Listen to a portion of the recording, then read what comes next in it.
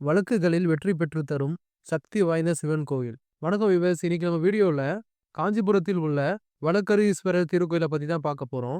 முனிவர்கள் மற்றும் தேவர்கள் இடையே வேதத்தில் கூறப்பட்டுள்ள கருத்து குறித்து சந்தேகம் எழத் தொடங்கியது.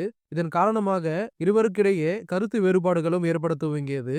இதனைத் தொடர்ந்து காஞ்சிபுரம் பகுதியில் சிவலிங்கத்தை பிரதிஷ்டை செய்து வழிபாடு செய்த பொழுது சிவபெருமான் நேரில் தோன்றி அவர்களுடைய வழக்கை தீர்த்து வைத்ததால் இக்கோவிலில் இருக்கும் சிவபெருமானுக்கு வழக்கரீஸ்வரர் என பெயர் பெற்றது.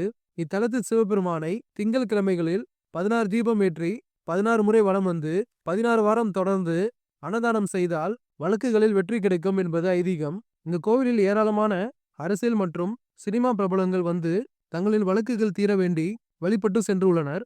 ஒரே கருவறையில் வழக்கரீஸ்வரர் மற்றும் பரசரேஸ்வரர் ஆகியோரின் சன்னதிகள் அமைந்துள்ளன.